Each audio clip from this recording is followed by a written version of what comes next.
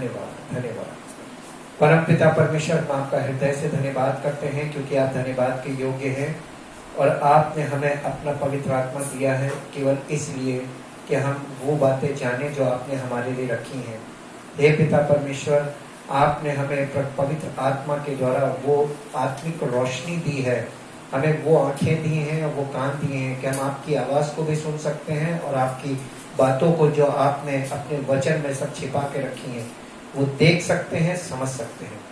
चाहते पिता परमेश्वर के आपकी महिमा हमारे जीवन से और उन सब लोगों से जो हमारे साथ जुड़े हुए हैं और जो आपके वचनों को मन लगाकर सुन रहे हैं, समझ रहे हैं, उनकी जिंदगी से आपकी महिमा प्रकट हो और हम सब मिलकर आपकी महिमा का कारण बने और आपकी उस योजना का हिस्सा बने जो आपने हमारे लिए बनाई है और आपका नाम हम सब के द्वारा महिमान्वित होने पाए। धन्यवाद के साथ इस प्रार्थना को आपके इकलौते बेटे प्रभु यीशु मसीह के नाम से मांगते हैं, आमीन।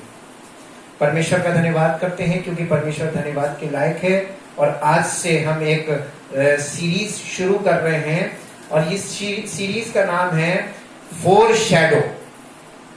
शैडो और अभी आपके साथ हम फोर शैडो शेयर करना शुरू करेंगे। फोर शैडो कहाँ पे ये शब्द है नए नियम में, मेरे साथ निकाल कर आप परमेश्वर के वचन से पढ़ सकते हैं।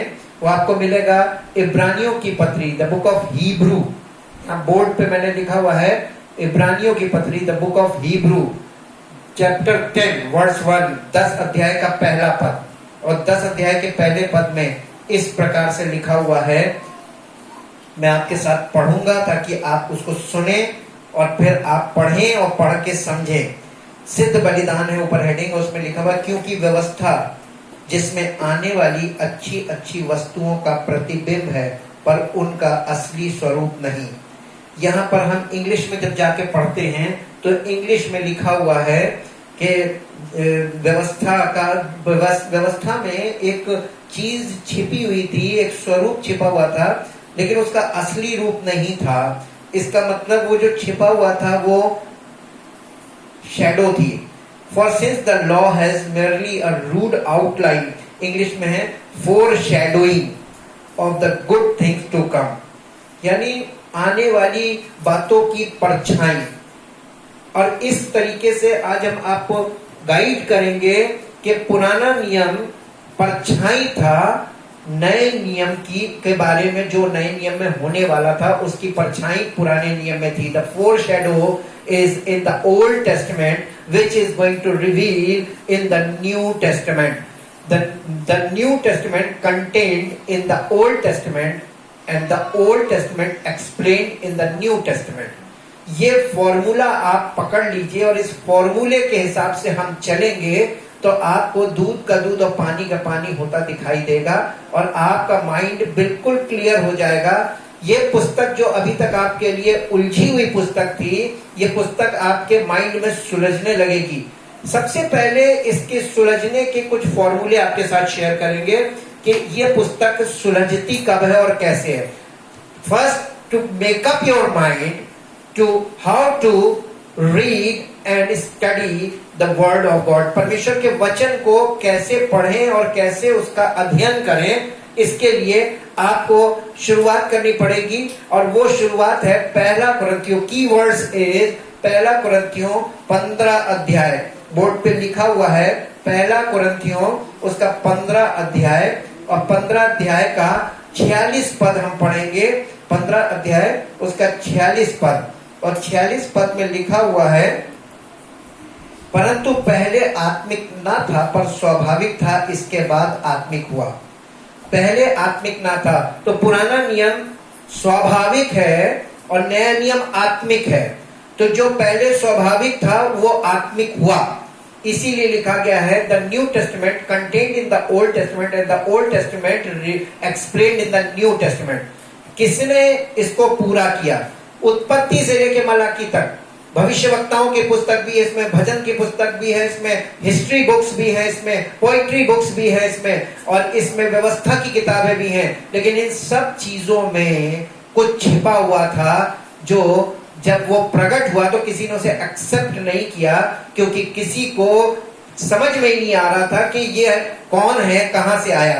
एक वर्ष आपके साथ और पढ़ेंगे जो आपको मिलेगी व्यवस्था विवरण की पुस्तक, उसका 29 अध्याय और उसका 29 पद। व्यवस्था विवरण 29 अध्याय का 29 पद, जहां पर इंग्लिश में मैं आपके साथ पढ़ूंगा, आप हिंदी में पढ़ लीजिएगा।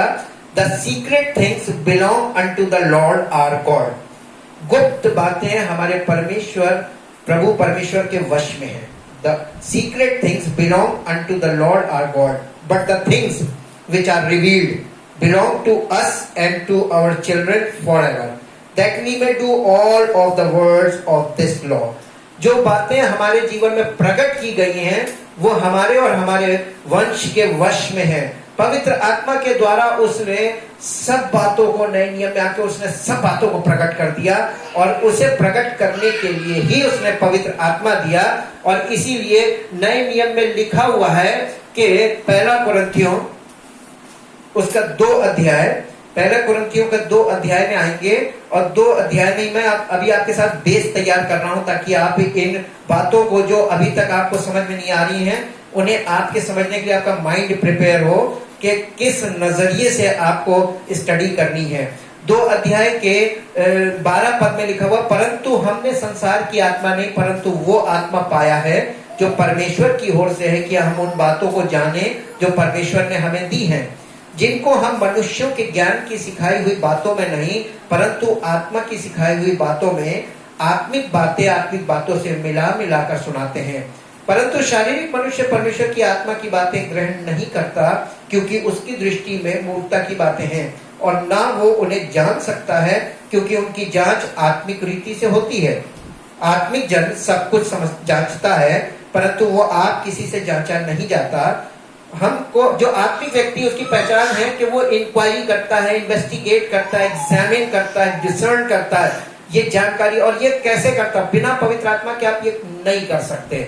इसलिए पवित्र आत्मा हमारे जीवन में बहुत इंपॉर्टेंट रोल के लिए भेजा गया है ताकि वो हमें परमेश्वर की बातें जो हमारी समझ में पढ़ने से नहीं आती हैं, पवित्र आत्मा हमको समझाता है। मेरे साथ एक पद और निकालने जो आपको मिलेगा, लूका रचित सुसमाचार उसका 24 अध्याय। यीशु मसीह के जी उठने के बाद यीशु मसीह ने क्या किया था? जी उठने के बाद और स्वर्गारोहण से पहले यीशु मसीह रास्ते में जा रहा था, इमाउस के मार्ग में चेलों के साथ जा रहा था। अब वो चेले उसके साथ साथ बातें करते हुए जा रहे थे और वही चर्चा चल रही थी क्रूसीफिक्शन की। और तब 27वें पद में, 24 अध्याय के 27वें पद में, तब उसने मूसा से और सब भविष्यवक्ताओं से आरंभ करके सारे पवित्र शास्त्र में से अपने विषय में लिखी बातों का अर्थ उन्हें समझा दिया। Resurrected Jesus, after the resurrection Yeshu Masih ने सबसे पहला काम किया, अपने चेलों को वो काम कर दिया, वो चीज समझा दी जो पुराने नियम में सब कुछ लिखी हुई थी और वो उनकी समझ में कभी नहीं आई थी। लेकिन यीशु मसीह ने एक बार में कुछ ही देर, थोड़ी देर में उन्हें वो सब बातें समझा दी। बहुत समय नहीं लगता, अगर आप मन लगाएं तो बहुत जल्दी आपकी भी समझ में आ सकती है। और इसी 24 अध्याय के 44 पद में आगे फिर पढ़ेंगे, फिर उसने उनसे कहा, ये मेरी वे बातें हैं जो मैंने तुम्हारे साथ रहते हुए तुमसे कही थी कि अवश्य है कि जितनी बातें मूसा की व्यवस्था और भविष्यवक्ताओं और भजनों की पुस्तक में मेरे विषय में लिखी हैं सब पूरी हो। तब उसने पवित्र शास्त्र अर्थात पुराना नियम, पवित्र शास्त्र वर्ड जब नए नियम में आता है इसका मतलब पुराना नियम, पवित्र शास्त्र बूझने के लिए उनकी समझ खोल दी। पवित्र शास्त्र बूझने के लिए पवित्र आत्मा हमारे जीवन में आके पवित्र शास्त्र बूझने के लिए जो समझ है उस समझ को खोल देता है, अगर आप मन लगाएंगे तो। अब मैं आपके साथ आज के विषय पर आता हूं कि आज का विषय है, सबसे मुख्य विषय है टैबरनेकल और टेम्पल में क्या अंतर है। What is the meaning of tabernacle and what is the meaning of temple. क्योंकि बाइबल में टैबरनेकल से शुरू हुआ और टेम्पल पे जाके वो चीज कंप्लीट हुई थी। और टैबरनेकल का मतलब होता है, tabernacle means tent for the dwelling, and dwelling means किसी चीज का वहां पर उसकी उपस्थिति होना, मंडराना। ड्वेलिंग का मतलब होता है मंडराना या वहां पर उपस्थित होना। This is for movement. जो टैबरनेकल था, टैबरनेकल मूव करता था, ये टेंट था। टैबरनेकल मीन्स टेंट, टेंट गाड़ा, टेंट उखाड़ा, फिर टेंट गाड़ा, फिर टेंट उखाड़ा, फिर टेंट गाड़ा, फिर टेंट उखाड़ा। और वो सारी इजरायली लोग जब लाल समुद्र पार हो गए थे तो टेंट को लेकर मूव करते थे जंगल में, और वो टेंट उनके जीवन का बहुत महत्वपूर्ण हिस्सा था, क्योंकि उस टेंट में परमेश्वर की उपस्थिति मौजूद रहती थी। वो मंडराता था, वहां पर उपस्थित रहता था, आता था और उनसे मिलता था। वो ड्वेलिंग प्लेस था, but not permanent. That is a temporary place. Tent means temporary. उसके बाद जर्नी ऑफ द आर्क करते हुए एक हम पढ़ते हैं आगे कि सुलेमान ने उसके लिए मंदिर बनाया, और वही सब चीजें जो मूसा के तंबू में थी वो सब जाके सुलेमान के मंदिर में सेटल कर दी गई। और टेम्पल का मतलब होता है मीन्स रेस्टिंग प्लेस, उसका विश्राम स्थान, जहां पर उसने विश्राम किया। जब परमेश्वर पहली बार परमेश्वर की उपस्थिति आई तो टैबरनेकल के थ्रू मूव करते करते इजरायलियों को लेके चली, और सुलेमान के मंदिर में जाकर परमेश्वर ने विश्राम किया, और वो विश्राम स्थान था। Temple means the resting place, and this is for permanent place, जहां पर वो रेस्ट करता है, परमानेंट विश्राम, वो था टेम्पल। अब हम इसको शुरू कर रहे हैं, और इसमें टैबरनेकल ऑफ मोसेस से शुरू करेंगे और टेम्पल ऑफ सोलोमन को, ये दो को हम कॉन्ट्रास्ट में देखेंगे। और फिर कल हम इसका बीच का भाग, अभी इसका बीच का भाग नहीं है, कनेक्टिंग, इसकी कनेक्टिंग अभी मैंने रोक ली है, क्योंकि जब आप इन दोनों को समझ जाएंगे, शुरू और आखिर, तो इसकी बीच की कनेक्टिंग आपके साथ शेयर करेंगे। और शुरू हुआ है निर्गमन की पुस्तक, उसके 25 अध्याय को खोलेंगे। निर्गमन की पुस्तक उसका 25 अध्याय, और 25 अध्याय में जब ये तंबू का सब सामान बनाना शुरू हुआ था, सब परमेश्वर की योजना और परमेश्वर के बताए एक एक पॉइंट उसी का बताया हुआ था, एक एक डिजाइन उसका बताया हुआ था। और मूसा को बार बार ये वार्निंग दी जा गई थी कि जैसा नमूना तुझे दिखाएगा ठीक वैसे ही बनाना, एग्जैक्ट। उसमें जरा सा भी अपनी मर्जी से कोई भी चीज उसमें प्लस माइनस मत करना। This is the important point for us, कि जब हम परमेश्वर के वचन को भी देखें तो उसमें जरा सा भी ऊपर नीचे अपनी मर्जी से, अपने दिमाग से कोई भी चीज मिलाने की कोशिश ना करें, नहीं तो सारी मीनिंग बदल जाएगी, और जो परमेश्वर आपको चीज दिखाना चाह रहा है वो आपको कभी दिखाई नहीं देगी, और जो परमेश्वर आपको बताना चाह रहा है वो कभी नहीं आपको पता चल पाएगा। 25 अध्याय के इसके 22 पद में लिखा हुआ है, मैं उसके ऊपर, वाचा के संदूक से बनना शुरू हुआ था, वाचा का संदूक सबसे पहले 10 पद से, लेकिन हम इसके बनावट में नहीं जाएंगे, बल्कि हम ये बनाएंगे बनाने का पर्पस क्या था। मैं उसके ऊपर रहकर तुझसे मिला करूंगा, और इजराइलियों के लिए जितनी आज्ञाएं मुझको तुझे देनी होगी उन सबों के विषय में मैं प्रायश्चित के ढकने के ऊपर से और उन करूबों के बीच में से जो साक्षी पत्र के संदूक पर होंगे तो उससे वार्तालाप किया करूंगा। परमेश्वर अपनी आत्मा के द्वारा वहां पर महायाजक के द्वारा लोगों से बात करना चाहता था, वो महायाजक को बताना चाहता था, महायाजक लोगों को बताए, ये उसका पर्पस था वाचा के संदूक का। और यहाँ पर एक खास चीज आप देखिएगा कि 14 पद में लिखा है, और डंडों को संदूक के दोनों ओर के कड़ों में डालना, जिससे उनके बल संदूक उठाया जाए। वे डंडे संदूक के कड़ों में लगे रहे और उससे अलग ना किए जाएं। ये डंडे जो यहाँ पर उसके संदूक को उठाने के लिए साइड में कड़ों में डाले गए थे, इन डंडों के लिए इंस्ट्रक्शन दी गई थी कि वो उसमें पड़े रहें, उनको निकालना मत, वो लगे रहें उसमें। लेकिन अब हम आपको ले चलेंगे सुलेमान के मंदिर में। जब हम सुलेमान के मंदिर में आते हैं, दूसरा इतिहास 5 अध्याय पहले पद से पढ़ेंगे। दूसरा इतिहास 5 अध्याय उसके पहले पद से। दूसरा इतिहास 5 अध्याय और उसके पहले पद से पढ़ेंगे। और पहले पद में, इस प्रकार सुलेमान ने यहोवा के भवन के लिए जो जो काम बनवाया वो सब पूरा हो गया। तब सुलेमान ने अपने पिता दाऊद के पवित्र किए हुए सोने चांदी और सब पात्रों को भीतर पहुंचाकर परमेश्वर के भवन के भंडारों में रखवा दिया। मंदिर में वाचा के संदूक की प्रतिष्ठा। तब सुलेमान ने इजराइल के पुरनियों को और गोत्रों के सब मुख्य पुरुष जो इजराइलियों के पितरों के घराने के प्रधान थे, उनको भी यरूशलेम में इस उद्देश्य से इकट्ठा किया कि वे यहोवा की वाचा का संदूक दाऊदपुर से अर्थात सयोन से ऊपर ले आए। सब इजरायली पुरुष 7वें महीने के पर्व के समय राजा के पास इकट्ठा हुए। जब इजराइल के सब पुरनिये आए तब लेवियों ने संदूक को उठा लिया और लेवीय याजक संदूक और मिलाप का तंबू और जितने पवित्र पात्र उस तंबू में थे उन सबों को ऊपर ले गए। तब राजा सुलेमान और सब इजरायली मंडली के लोग जो उसके पास इकट्ठा हुए थे उन्होंने संदूक के सामने इतने भेड़ और बैल बलि किए जिनकी गिनती और हिसाब बहुतायत के कारण ना हो सकती थी। तब याजकों ने यहोवा की वाचा का संदूक उसके स्थान में अर्थात भवन की भीतरी कोठरी में जो परम पवित्र स्थान है पहुंचाकर कुरूबों के पंखों के नीचे रख दिया। संदूक के स्थान के ऊपर कुरूब पंख फैलाए हुए थे जिससे वे ऊपर से संदूक और उसके डंडों को ढांके थे।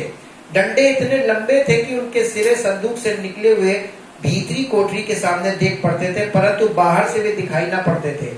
आज के दिन तक वही है। ये जो संदूक था उसके डंडे उसमें पड़े हुए थे, लेकिन पहले डंडे दिखाई देते थे, लेकिन जब वो टेंपल में चला गया तो अब इसके डंडे दिखाई नहीं देते थे। ये चिन्ह था कि अब संदूक परमानेंट प्लेस में आ गया, रेस्टिंग प्लेस में आ गया। अब ये यहाँ से हटेगा नहीं, ये परमानेंटली यहाँ पर ठहर गया, स्थापित हो गया। और ये इस तरीके से परमेश्वर ने उस मूसा के तंबू से जर्नी करके और सुलेमान के मंदिर तक परमेश्वर का वाचा का संदूक पहुंचा। लेकिन इसके बीच की कड़ी अभी बाकी है, और वो बीच की कड़ी मसीही लोगों के लिए और कलीसिया के लिए अत्यंत आवश्यक है, क्योंकि वो कड़ी ही हमको ये बताएगी कि परमेश्वर प्रभु यीशु मसीह के द्वारा इस पृथ्वी पर जो कर रहा था वो था जो उसने पुराने नियम में जो शुरुआत की थी फिजिकली, उसे यीशु मसीह स्पिरिचुअली पूरा कर रहा था। यीशु मसीह ने हर कार्य को जो पुराने नियम में शुरू हुआ था फिजिकली, उसे स्पिरिचुअली नए नियम में फुलफिल किया है, उसे पूरा किया है। सबसे बड़ी बात आपको ध्यान देने वाली यह है जो यीशु मसीह ने कही थी कि यीशु मसीह ने कहा था मैं व्यवस्था को लोप करने नहीं वरन उसको पूरा करने आया हूं, और जब तक उसका एक एक मात्रा और एक एक बिंदु पूरा नहीं होगा तब तक वो कंप्लीट नहीं होगा, तब तक वो टलेगा नहीं। यानी वो हमारे जीवन से दूर नहीं किया जा सकता जब तक कि वो फुलफिल्ड ना हो जाए।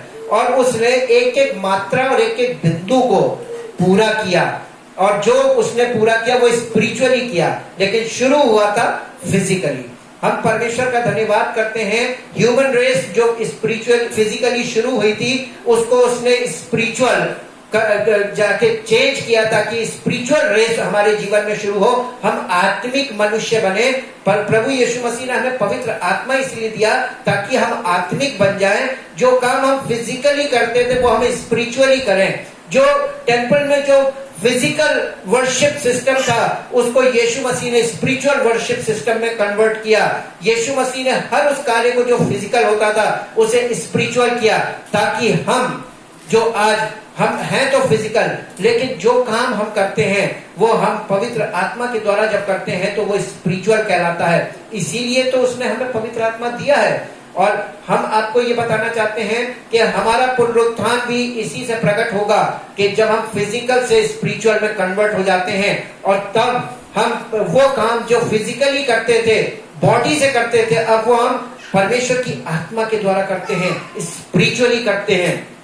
और इससे परमेश्वर की आत्मा के द्वारा हम परमेश्वर की महिमा का कारण बनते हैं, और वो हमारे जीवन से अपनी महिमा को प्रकट करना चाहता है। इसीलिए तो उसने अपने इकलौते पुत्र प्रभु यीशु मसीह को इस धरती पर भेजा था, ताकि वो आकर उन सब चीजों को जो फिजिकली चल रही थी उन्हें स्पिरिचुअल कंप्लीट करे, और हमें वो स्पिरिचुअल कंप्लीट प्लान दे दिया गया। लेकिन कैसे मालूम?